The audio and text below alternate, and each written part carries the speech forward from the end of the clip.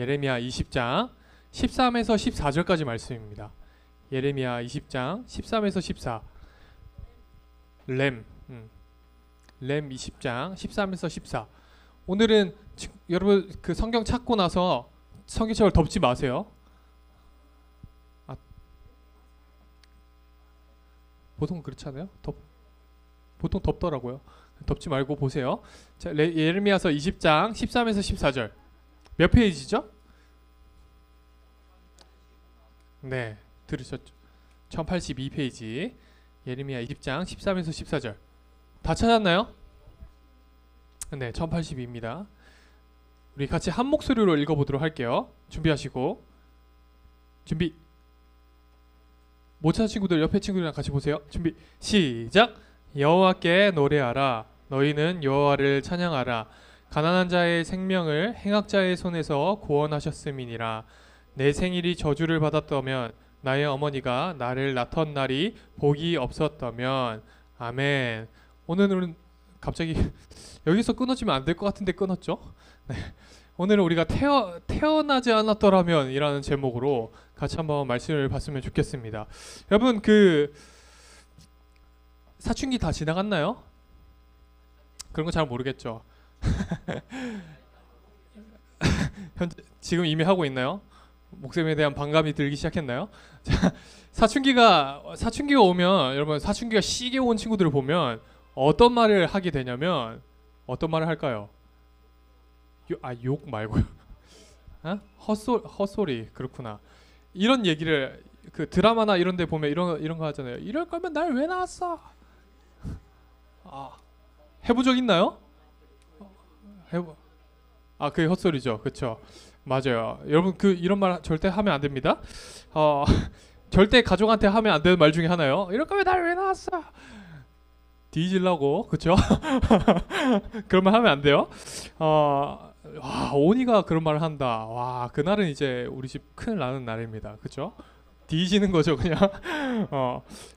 여러분들이 그 사랑을 느끼던 느끼지 못하던 가족들과 관계가 좋던 좋지 않던 가족들은 진짜로 사랑으로 여러분들을 낳고 또 케어하고 있어 왔어요. 여러분들이 그렇게 느끼든 느끼지 못하던 우리가 여러분 그 어릴 때 이해 못했던 걸 커서는 이해하게 되잖아요. 그런 것처럼 여러분들이 그래요. 이렇게 말하면 또 목사님 우리 편이 아니다 막 이럴지도 모르겠지만 어릴 때 우리가 느끼던 느끼지 못하던 가족들은 여러분들을 사랑으로 케어하고 있습니다. 그래서 그런 말을 하면 안 돼요, 사실.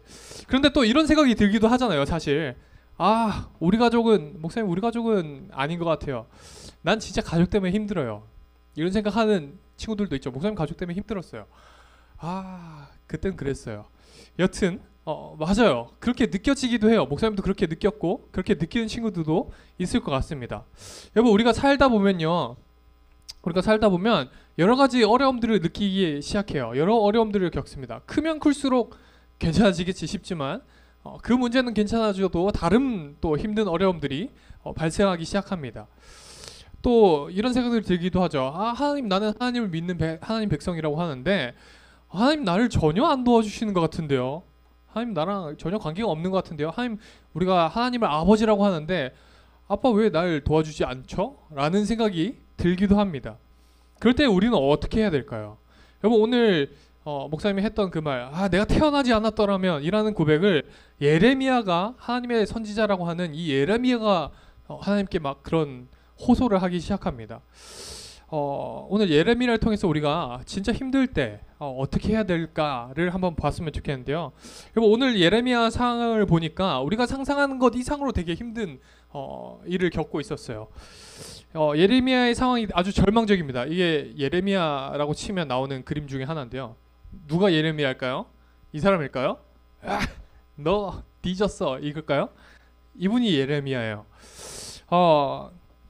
하나님의 선지자 예레미야가 지금 어떤 상황에 처해 있냐면 오늘 우리가 읽은 본문을 보면 예레미야가 조롱거리가 되어 있습니다. 조롱을 당하고 있어요. 그리고 이 이유에 대해서 예레미야가 하나님께 막 토로를 하기 시작하는데 오늘 우리가 볼 본문이 우리가 13, 14절만 봤지만 20장 7에서 18절까지 말씀을 볼 거예요. 7절에 보면 이렇게 이야기를 해요. 보세요. 시작. 여호와여 주께서 나를 권유하심으로 내가 그 권유를 받았사오며 주께서 나보다 강하사 이기셨으므로 내가 조롱거리가 되니 사람마다 종일토록 나를 조롱하나이다. 아멘. 지금 예레미야가 무슨 얘기를 하냐면 두 가지를 이야기하는데, 하나는 하나님께서 나에게 어떤 일을 하셨습니다 라고 하는데 그게 뭐죠? 어떤 일을 권하셨습니다 라고 이야기하는 거예요. 하나님께서 나에게 어떤 일을 권하셨어요. 선지자의 역할이겠죠. 하나님께서 나를 부르시고 나에게 선지자의 역할을 권하셨어요. 라는 게 첫 번째였고, 두 번째로 뭘 얘기하냐면 내가 그 하나님의 뜻을 이길 수 없어서, 하나님께서 이렇게 이야기하잖아요. 주께서 나보다 강하사 이기셨으므로 라고 이야기하잖아요. 하나님께서 나한테 그 선지자의 역할을 권하셨는데 하나님의 뜻을 이길 수 없어서 내가 그 뜻대로 행했습니다 라고 이야기하는 거예요.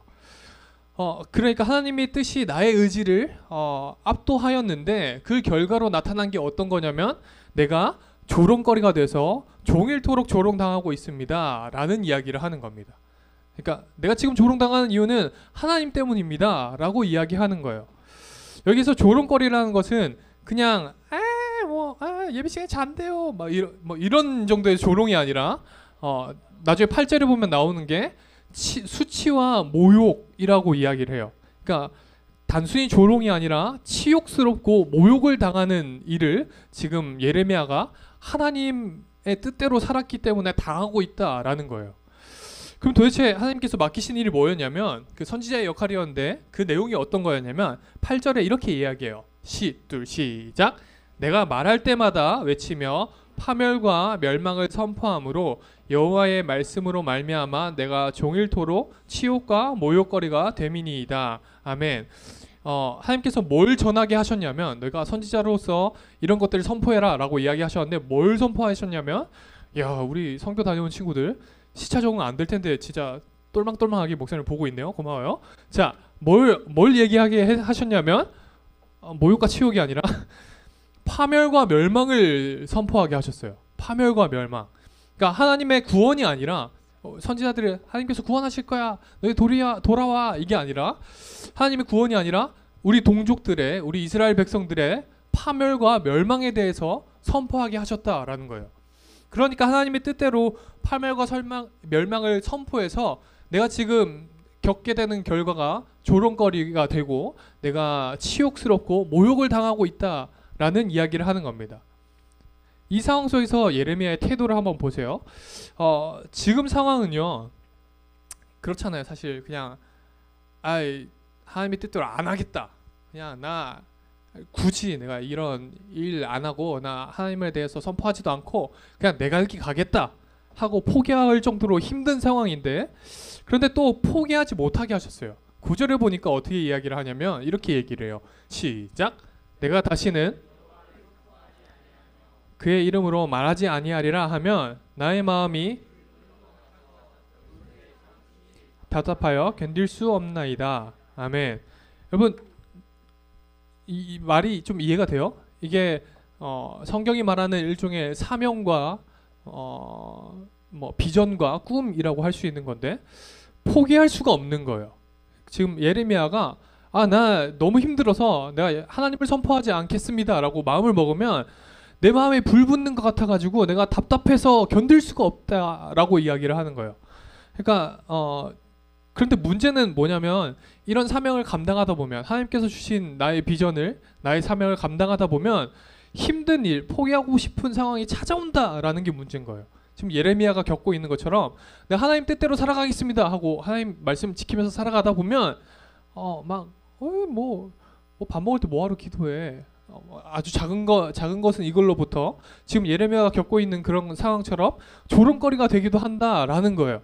여러분 우리가 흔히 학생의 본분은 공부하는 거라고 하잖아요. 근데 공부하다 보면 공부하고 있는데 공부를 포기하고 싶게 하는 상황이 오는 게 문제잖아요. 그쵸? 여러분들 다 공부해야 되는 거 알잖아요. 공부하다 보면 몰라요. 심각하네. 그럴 수 있지. 공부하다 보면 공부를 포기하고 싶은 상황이 오는 게 문제예요. 예를 들면 이런 거죠. 목사님이 고등학교 때 공부할 때 목사님 짝지가 약간 준천재였어요. 준천재였어요. 그래서 목사님 그 제2 외국어를 일본어를 했었는데 일본어를 막 공부를 하는데 이 친구는 열심히 놀아요. 열심히 폰 게임. 목사님 시험거리야. 목사님 옆에서 계속 폰 게임을 하고 있어요. 막 뭐였더라 그때 당시에 뭐 되게 유명한 게임이 있었어요. 뭐 쫄라맨 같은 거 나와가지고 액션 여튼 그런 게임이 있었어. 막 벽 부시고 막 그런 거.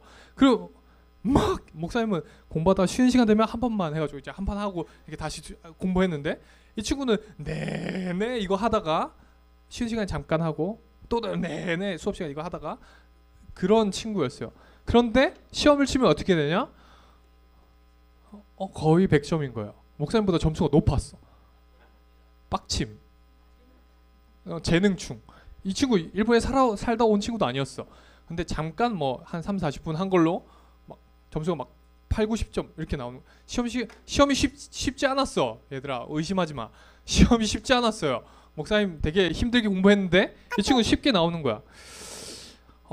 그 상황이 되니까 포기하고 싶죠. 이럴 거면 내가 이걸 왜 공부하나. 이 친구처럼 이렇게 되는 친구들이나 하지. 별로 좋은 예가 아닌 것 같아요. 여튼 그 친구가 목사님을 놀리면 니 뭐 하루 종일 하더니만 뭐 점수가 이렇냐 하고 놀리면 더 공부를 놓고 싶죠. 그렇죠? 하지만 계속 꾸준히 해야 여러분 오르는 게 성적이래요. 자, 예레미야의 상황도 보세요. 넘어갑시다. 10절에 보니까 이렇게 이야기해요. 시작. 나의 무리 사방이 그들이 이르기를 내 친한 벗도 다 내가 실족하기를 기다리며 그가 혹시 유혹을 받게 되면 우리가 그를 이기어 우리 원수를 갚자 하나이다. 아멘. 무슨 상황이냐면 모르는 사람이면 괜찮겠어. 막 모르는 사람이 와가지고 뭐 가온이 뭐 어떻다던데 뭐 저쩌고 뭐 이렇게 놀리는 건 오케이 남이니까 상관없어요. 그래 귀 닫으면 돼. 목사님 생각보다 그런 거 잘하거든요. 근데 내 친구 내 가족이라면 어떨까? 내 친구와 내 가족이 나한테 와서 내 편이라고 생각했던 그 사람들이 나한테 돌이켜서 너 한 번만 실수해봐라. 내가 너 아주 원수 갚듯이 너를 지지고 볶고 널 짓밟겠어 라고 한다면 되게 마음이 힘들겠죠. 욥도 그런 상황을 겪었잖아요. 우리 지난주에 욥 들었죠? 욥도 그런 상황을 겪었잖아요. 아내가 와가지고 너 아직도 하나님을 섬긴다고 하냐? 하나님을 저주하고 떠나라 라고 막 이야기를 하잖아요. 사랑하는 아내가 그렇게 얘기를 해요. 여러분 이런 상황 나의 편이라고 생각했던 사람도 나를 떠나가고 이제 내 편은 아무도 없다라고 느껴지는 이 상황에 어떻게 하면 우리는 그런 상황을 그런 어려움을 우리가 그렇게까지 어려움을 겪지는 않지만 우리에게 주어진 이 고난과 같은 상황들 하나님의 뜻대로 살아가고자 할 때 겪게 되는 이 어려움들을 어떻게 넘어설 수 있을까요? 11절에 보니까 이렇게 이야기를 합니다. 시작. 그러하오나 여호와는 나를 박해하는 자들이 넘어지고 이기지 못할 것이오며 그들은 지혜롭게 큰 치욕을 당하리오니 그 치욕은 길이 잊지 못할 것이니라. 아멘. 여러분 우리가 언제 가장 치욕스러울까요? 우리가 살다 보면 언제가 가장 치욕스럽고 언제가 가장 힘들까요? 목사님이 생각을 해봤어요. 언제가 가장 치욕스럽고 힘들까? 목사님 MBTI가 ISFP인데 그 ISFP가 그런 존재를 하더라고요. 그 뭐라 하죠? 그 남들의 말에 그렇게 쉽게 이렇게 막 목사님 잘 흔들린 것 같긴 한데 여튼 그렇게 마이웨이 걷는 사람 중에 한 명이라 하더라고요. 목사님 근데 생각을 해봤어요. 언제가 가장 치욕스럽고 언제가 가장 힘들까라고 생각을 했는데 목사님 생각해보니까 그때가 제일 힘들더라고요. 하나님이 나와 함께하지 않는 것 같다. 하나님이 나와 함께하지 않으심이 분명해지는 그 순간, 그러니까 그런 순간을 겪어본 적이 많지는 않지만 하나님이 나와 함께하시지 않는 것 같다라고 했던 그 의심이 분명해지는 순간이 가장 힘들 것 같아요. 그죠? 아닌가요? 하나님이 나와 함께 하신다라고 항상 생각하며 살아가지만 하나님이 나와 함께 하지 않는 것 같아 라는 의심할 때도 힘든데 물론 그런 확신을 가진 적은 없지만 하나님이 나와 함께 하시지 않는다라는 게 분명해지는 그 순간이 가장 힘들겠죠. 그 순간이 언제일까요? 그 순간 지옥이죠 뭐. 그렇죠. 하나님이 나와 함께 하시지 않는다라는 게 확실해지는 순간은 지옥이겠죠. 반대로 하나님이 나와 영원히 함께 하시는 것은 하나님 나라일 겁니다. 그러니까 지금 예레미야가 하나님의 뜻을 행하면서 겪게 되는 이 치욕과 모욕은 사실 가장 치욕스러운 순간이 아니라 오히려 예수님을 닮아가는 아주 영광스러운 순간이다라는 거예요. 우리는 그때 뭐 잘 못 느끼겠지만 여기에 예레미야의 이 신앙의 고백이 담겨져 있는데, 예레미야는 지금 자신과 함께하는 하나님에 대해서 고백을 하기 시작해요. 하나님은 두려운 용사, 그러니까 두려움에 떨고 있는 이런 용사, 우리 목사님 한 2주 전에 얘기했었죠. 두려움에 떨고 있어서 하나님 뭐 하십니까? 이게 아니라 하나님 모두에게 아주 두려운 용사와 같은 분이시다. 그래서 내가 겪는 이 상황을 넘어가게 하실 거야 라는 고백을 하는 겁니다. 그것이 그래서 하나님이 나의 소망이고 나의 확신이야 라고 이야기하는 거예요. 12절에 보면 더 나아가는데요. 보세요. 시작. 의인을 시험하사 그 폐부와 심장을 보시는 만군의 여호와여, 나의 사정을 주께 아뢰었사온즉 주께서 그들에게 보복하심을 나에게 보게 하옵소서. 아멘. 여기에서 지금 의인은 이제 예레미야 자신이겠죠. 나 하나님 뜻대로 살아가고 있으니까. 근데 여기에서 시험한다라는 말이, 하나님께서 의인을 시험한다라는 말이 어디 잘하나 보자 이게 아니라 하나님께서 정의롭고 공의로운 심판자가 되셔서 뭐라고 해야 될까요? 일종의 저울질을 한다라는 거예요. 그러니까 네가 잘하나 못하나 보자 이게 아니라 하나님께서 정의로운 심판자셔서 지금 내가 겪고 있는 이 고통을 이해하시고 의인을 심판대에 세우셔서 확실하게 저울질 하실 거다라는 이야기를 하는 겁니다. 그러면서 무슨 얘기를 하냐면 내 폐부와 심방을 보신다라는 거예요. 이게 여기에서는 이제 폐부와 심방이라고 이야기하지만 결국 이 두 단어는 둘 다 마음이라는 뜻을 가지고 있어요.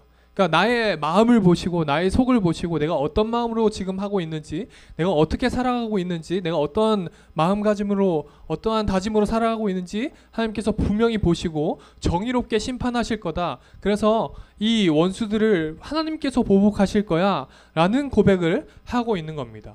지금 자기가 알고 있는 그 하나님을 바라보고 있는 거죠. 하나님께서 우리를 시험하시고 판단하셔서 우리의 내면을 보시고 심판하셔서 나의 억울함에 하나님께서 보복해 주실 거다라는 고백을 하고 있는 겁니다. 그래서 마치 의심과 하나님 왜 어디 계십니까?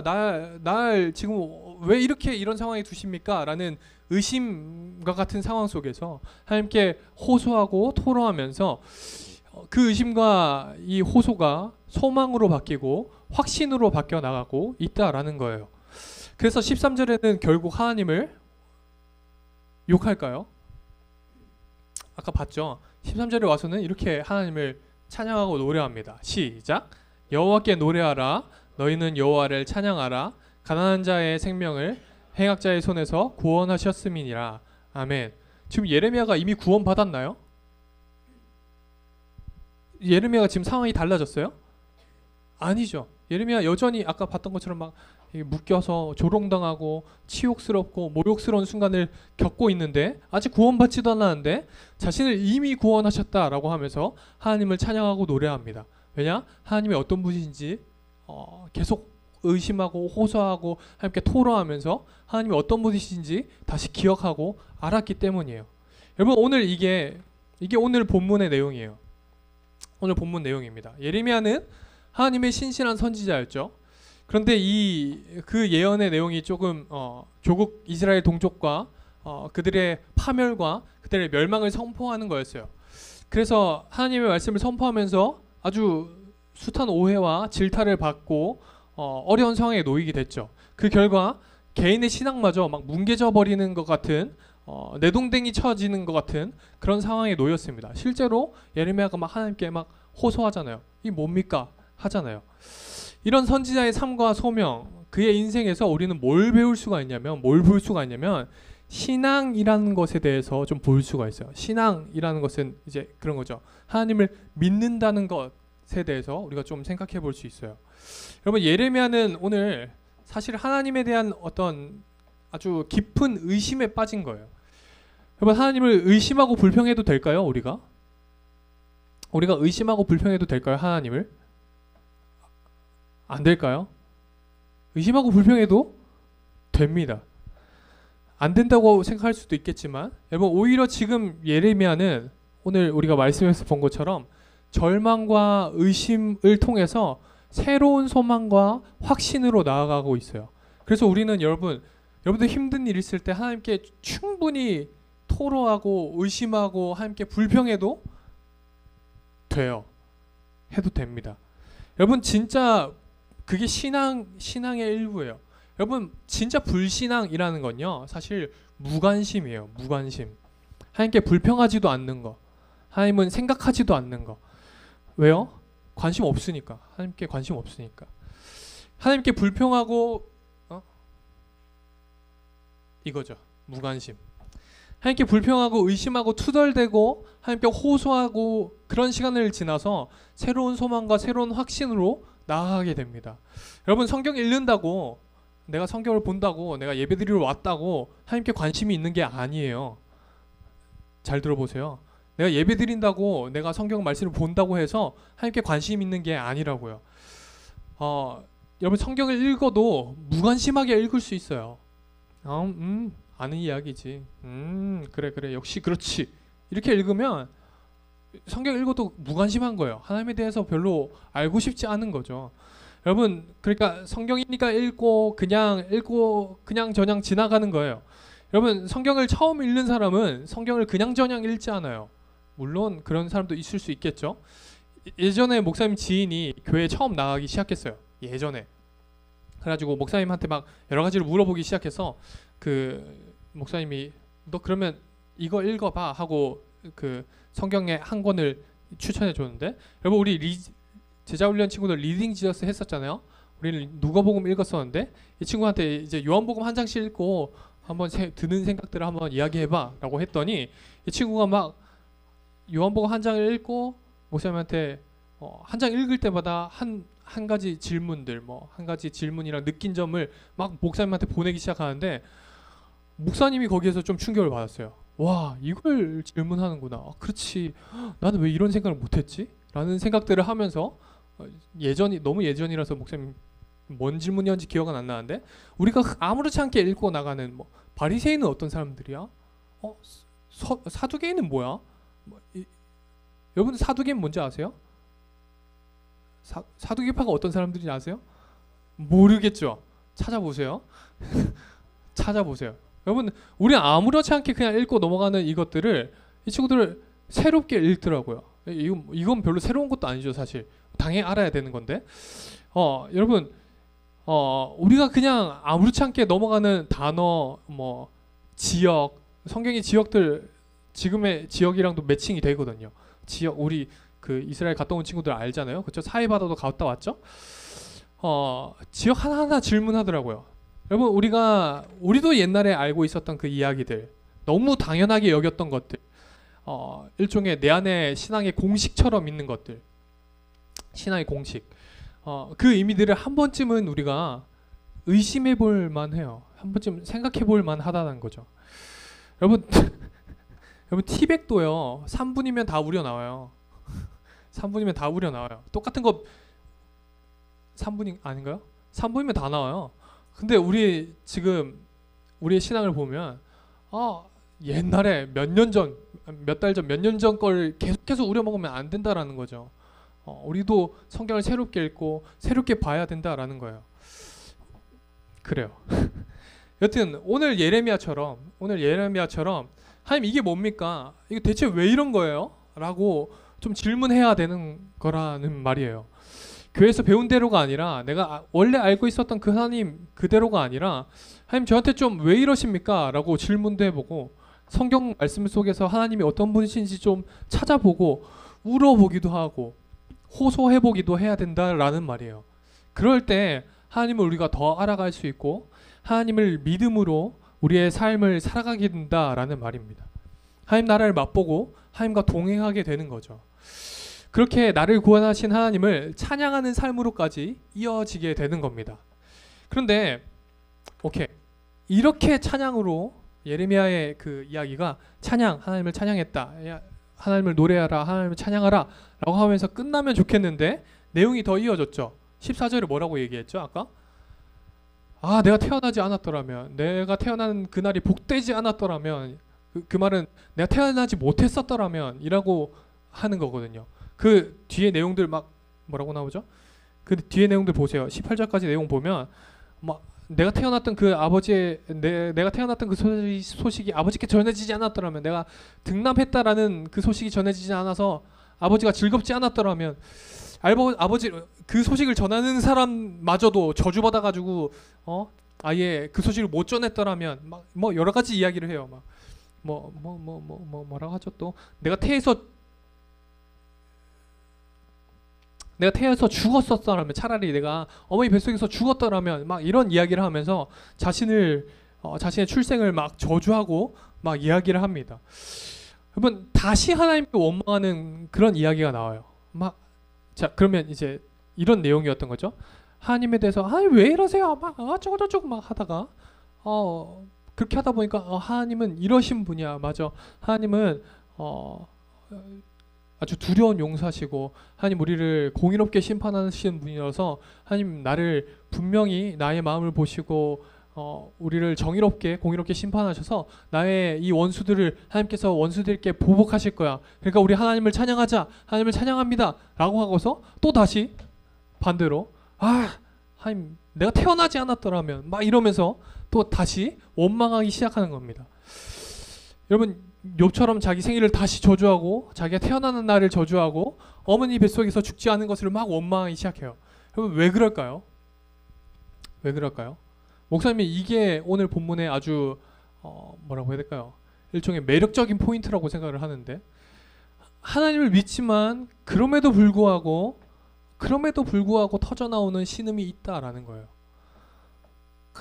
여러분, 하나님을 믿지만 내가 하나님이 어떤 분이신 줄 알고 내가 하나님께 토로하기도 하고, 그러면서 또 새로운 소망과 확신을 얻었음에도 불구하고, 바뀌지 않은 상황과 또 그럼에도 불구하고 내 안에 터져나오는 신음들이 있을 수 있다라는 겁니다. 우리가 신앙을 가지고 있어도, 우리가 하나님을 믿어도 신음하게 될 수 있다라는 거예요. 우리가 신음하기도 한다라는 말입니다. 우리가 하나님을 알고 믿어도 그래도 힘들 때가 있기 때문에 충분히 하나님께 호소할 수 있다라는 이야기예요. 왜요? 하나님이 우리의 아버지시니까요. 여러분, 그게 인격적인 관계죠. 그게 하나님과의 인격적인 관계죠. 그게 아니면, 인격적인 관계가 아니면 우리 언제나 하나님만 찬양해야 하는 거예요. 물론 언제나 하나님 찬양해야 하지만 언제나 하나님만 찬양하는 기계가 될 뿐이에요. 그 인격적인 게 아니잖아요. 그렇죠? 언제는 하나님께 호소하고, 하나님을 분평하고, 하나님 원망하고, 하나님 진짜 살아계시는 겁니까 하고 의심할 수도 있고, 그런데 그 속에서 또 하나님을 발견하고, 하나님께 또 다시 소망을 얻고, 또 하나님을 확신하고, 또 하나님을 찬양하며 나아가는 게, 그게 하나님과 인격적인 관계를 맺어 나가는 거라고요. 하나님이 우리의 마음을 하나님이 우리의 마음을 쏟아내기 바라시고 계시다는 거예요. 하나님께 우리의 마음을 진정성 있게, 진실하게 우리의 마음을 쏟아내기를 바라고 계신다라는 겁니다. 우리가 믿음이 있으나 우리의 마음이 힘들고 어려운 것도 사실이죠. 그래서 오늘 보면 이렇게 이야기하는 거예요. 너의 마음을 정직하게 하나님께 쏟아내라 라고 이야기하는 겁니다. 하나님을 향한 믿음을 저버리자가 아니라, 너 힘들고 어려운 그 마음을 하나님께 쏟아내라 라고 이야기하는 겁니다.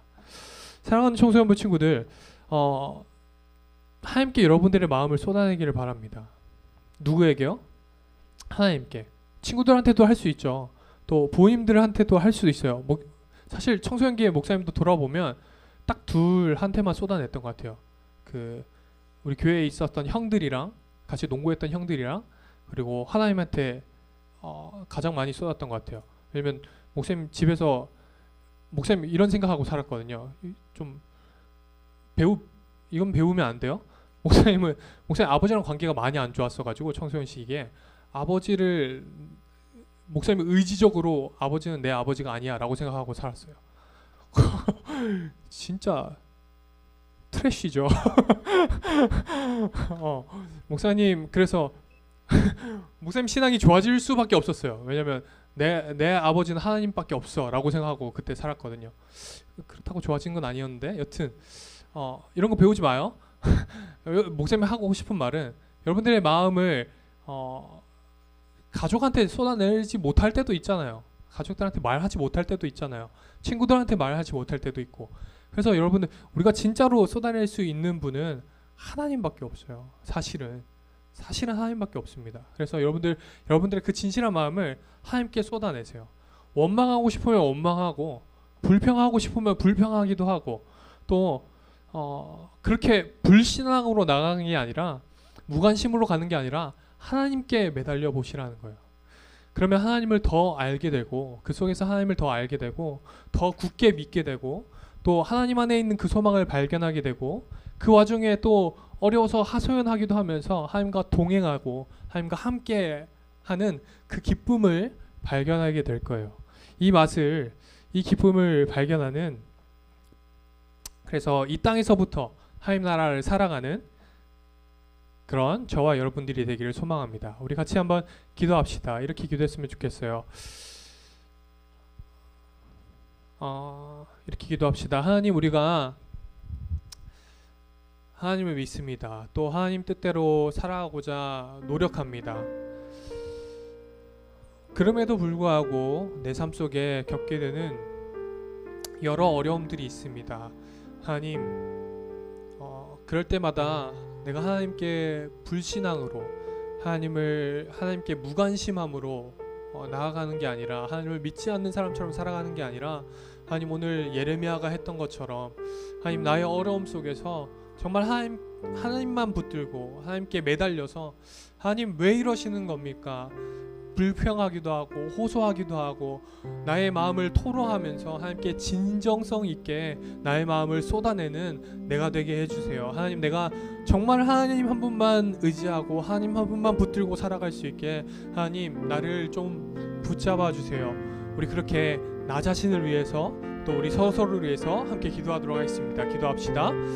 하나님 아버지, 이 시간 우리 아이들을 위해서 기도합니다. 저를 위해서, 우리 선생님들을 위해서 기도합니다. 하나님, 우리가 살아가면서 여러 가지로 우리가 붙잡고 싶은 것이 있고 여러 가지로 우리가 의지하는 것들이 있지만, 하나님, 오늘 말씀에 예레미야가 했던 것처럼 하나님, 우리가 하나님 한 분만 붙들고 하나님 한 분만 의지하며 하나님께만 나의 이 외로움을, 이 괴로움을, 나의 이 고통을 호소하며 하나님께 토로하며 하나님께 불평하며 나아가길 소망합니다. 하나님, 그럴 때 하나님, 우리 친구들에게, 우리 선생님들에게, 저에게 하나님이 어떠한 분이신지 다시 한번 보게 하여 주시고, 또 말씀을 통해서 기도 중에 하나님이 어떠한 소망을, 하나님이 우리의 소망이심을 발견하게 하여 주시고, 그 하나님을 우리가 확신함으로, 그 하나님을 믿음으로 나아가는 그런 우리 청소년 친구들, 선생님들과 저의 삶이 될 수 있도록 하나님 인도하여 주시옵소서. 하나님, 우리가 의지하는 것들 다 내려놓고 하나님 그분과 붙들고 살아가는, 그래서 하나님과 동행하며 하나님과 함께하며 살아가는 그런 우리 모든 청소년 친구들 될 수 있도록, 저희가 될 수 있도록 하나님 인도하여 주시옵소서. 그런 하나님만 붙들고 살아가길 소망합니다. 그러시옵소서. 하나님, 하나님을 향한 신뢰가 우리의 안에 있음을 고백합니다. 우리가 하나님 한 분만 붙들고 살아가고자 노력하고 또 결심하며 날마다 그렇게 살아가고자 부단히 노력합니다. 그런데 하나님의 말씀에 순종하는 것으로, 하나님 뜻대로 살아가는 것 때문에 우리가 어려움을 겪기도 합니다. 그럼에도 불구하고 하나님께서 우리의 심판자가 되시기에, 우리의 공의로운 심판자가 되시기에 우리가 그 하나님을 소망하며 나아갑니다. 우리가 이 사실을 알고 믿지만 또 어렵고 힘들 때도 있습니다. 이 마음을 우리가 정직하게 하나님께 쏟아내는 우리가 되기를 소망합니다. 우리의 마음을 하나님께 감추는 것이 아니라, 그리고 무관심하게 나아가는 것이 아니라 정직하게 우리의 마음을 하나님께 쏟음으로 우리의 마음을 만져주시고 회복시켜 주시는 그 하나님을 경험하기를 소망합니다. 하나님, 함께하여 주시옵소서. 그렇게 하나님과 동행하는 우리가 되기를 소망합니다. 함께 하실 하나님을 기대합니다. 사랑합니다. 예수님의 이름으로 기도합니다. 아멘. 네, 우리 자리에서 일어나서 서로 바라보며 함께 축복하도록 하겠습니다.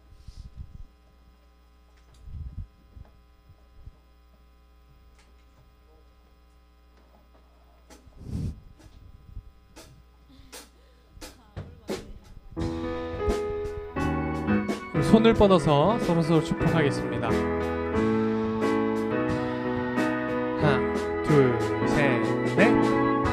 하나님의 사랑이 당신의 삶 가운데 가득하기를 축복합니다. 하나님의 은혜가 우리 가운데 가득하길 기도합니다. 다시 한번 하나님의 사랑이 셋, 넷.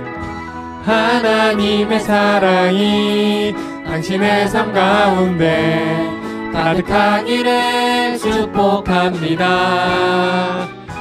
하나님의 은혜가 우리 가운데 가득하길 기도합니다. 가득하길 기도합니다. 가득하길 기도합니다. 네, 축복합니다. 우리 함께 주님이 가르쳐주신 내용으로 기도하도록 하겠습니다. 하늘에 계신 우리 아버지여, 이름이 거룩히 여김을 받으시오며 나라가 임하시오며 뜻이 하늘에서 이루어진 것 같이 땅에서도 이루어지이다. 오늘 우리에게 일용할 양식을 주시옵고 우리가 우리에게 죄 지은 자를 사하여 준 것 우리 죄를 사하여 주시옵고 우리를 시험에 들게 하지 마시옵고 다만 악에서 구하시옵소서. 나라와 권세와 영광이 아버지께 영원히 있사옵나이다. 우리 한 번 더 기도할게요. 지금은 우리 주 예수 그리스도의 은혜와 하나님의 크신 사랑과 성령님의 교통하심이 하나님만 의지하고 하나님께 우리의 마음을 정직하게 쏟아내기를 결심하고 또 하나님만 정말로 의지하고 붙들겠다 결심하고 결단하는 우리 모든 청소년부 친구들과 선생님들 가운데 지금으로부터 항상 함께 있을지어다. 아멘. 네, 우리 예배를 받으신 하나님께 박수로 영광 올려드립시다. 네, 광고하도록 하겠습니다.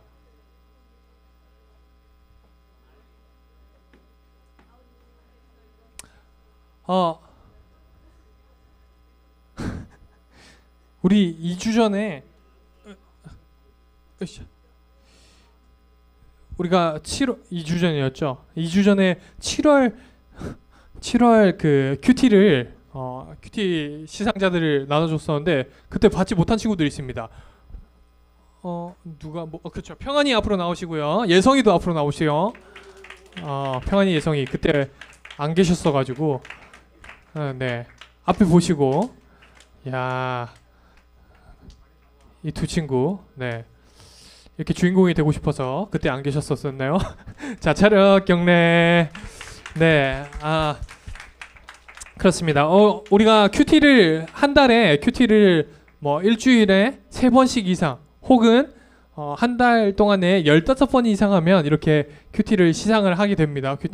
이렇게 큐티도 하고 하나님도 알아가고 또 이렇게 문상도 받고 이렇게 일석삼조죠. 이렇게 하게 되는데 여러분들 열심히 큐티 하시기 바라고요. 그래서 오늘 밤모임 할 때 뭘 해야 되냐면 나 큐티 책 신청하고 싶어요. 나 큐티 책 받고 싶어요. 하는 친구들 큐티 신청을 해주세요. 듣고 계신가요? 우리 선생님들도 잘 듣고 계시죠? 아니에요. 네, 들어보세요.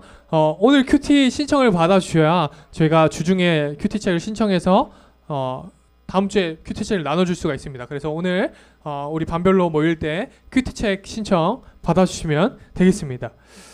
그렇고요. 우리가 2주 뒤가 되면 어떤 날이죠? 9월 3일이죠.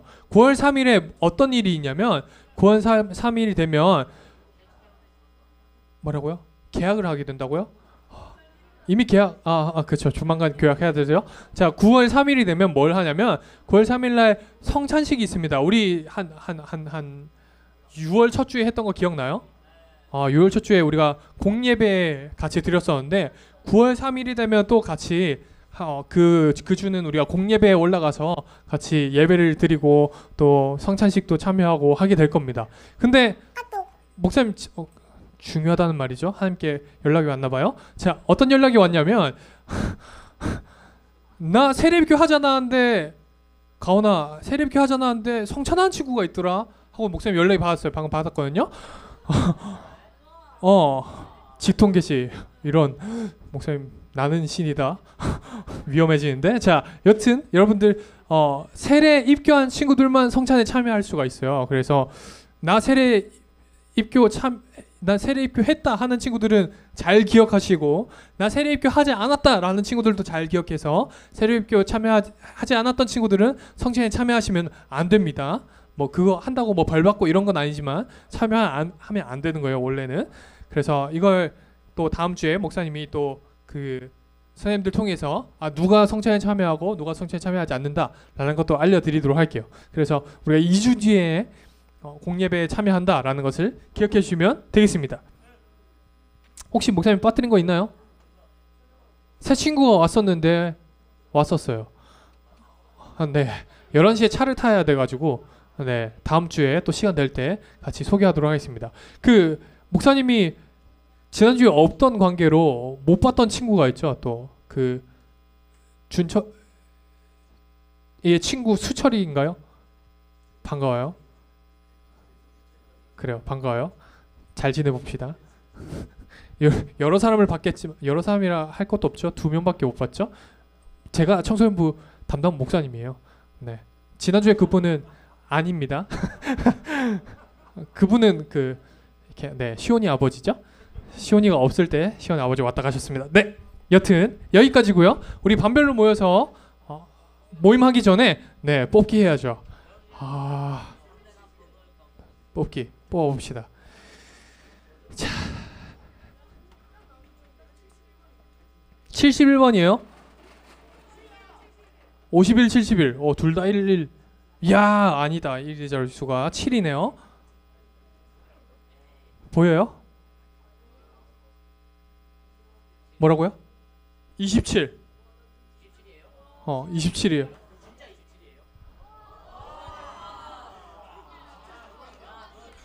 기도 많이 해요, 성빈이. 기도 많이 합니다. 와. 근데 많이 하시겠다. 그죠? 그때 나왔어야 되는데, 그죠? 축하합니다. 비법이 뭐예요? 이럴 수가. 하얀색이 번호가 뭐죠? 74에서 61까지예요? 아닌 것 같은데?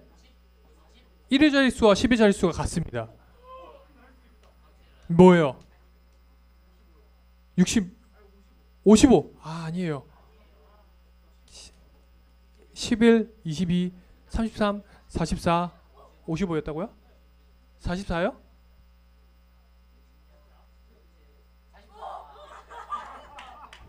나오시죠. 44입니다. 여러분들 보고 계시죠? 이거는 웬만하면 앞자리에 앉은 사람들이 받아가요. 앞자리를 사모하세요.